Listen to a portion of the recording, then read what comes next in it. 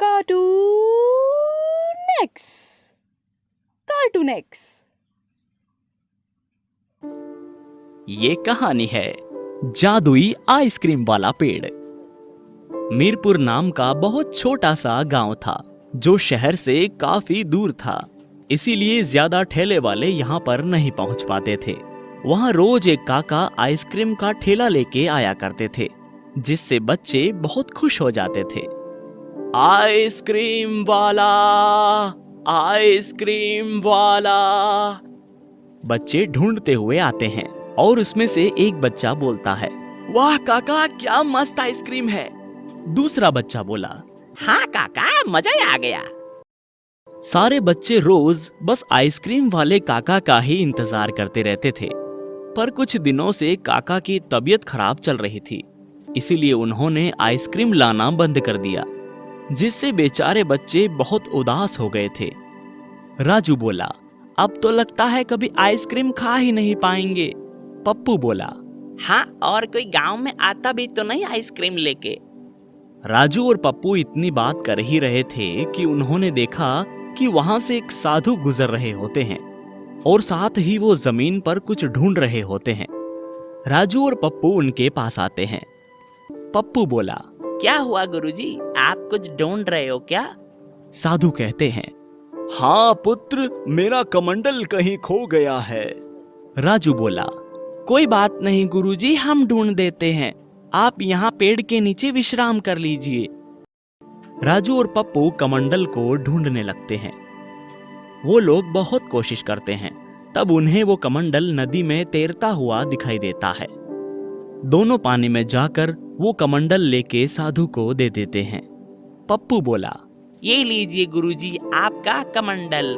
साधु कहते हैं, तुम दोनों खुद भीग कर मेरा कमंडल नदी से लेकर आए, इससे मैं बहुत प्रसन्न हूँ। तुम मांगो, मैं तुम्हारी एक इच्छा पूरी करूंगा पुत्रों।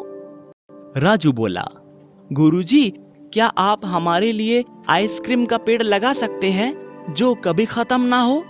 साधु कहते हैं, हाँ क्यों नहीं, अभी लो। साधु अपनी शक्ति से आइसक्रीम का पेड़ लगा देते हैं, जिसमें अलग अलग तरह की आइसक्रीम लगी हुई थी।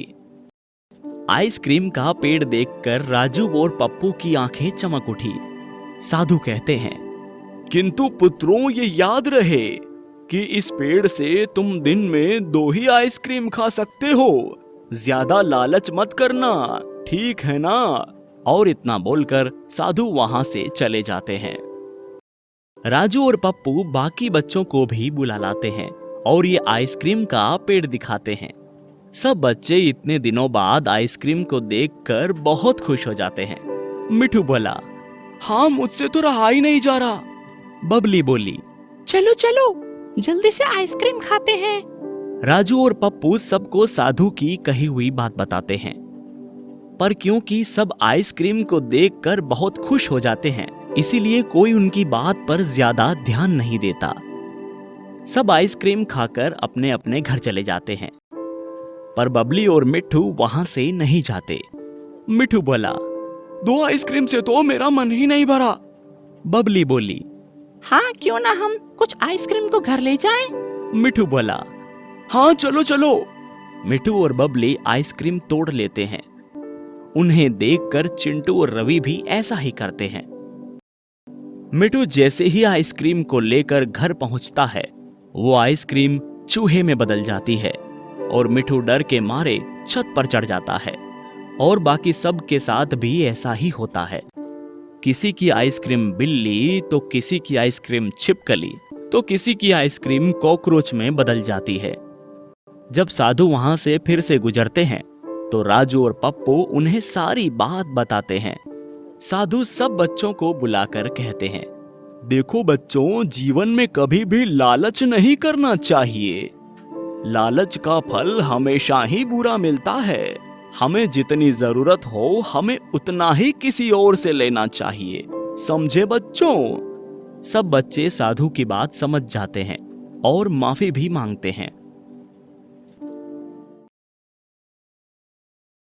आगे की मजेदार स्टोरी के लिए चैनल को सब्सक्राइब करें और बेल आइकन प्रेस करना ना भूलें।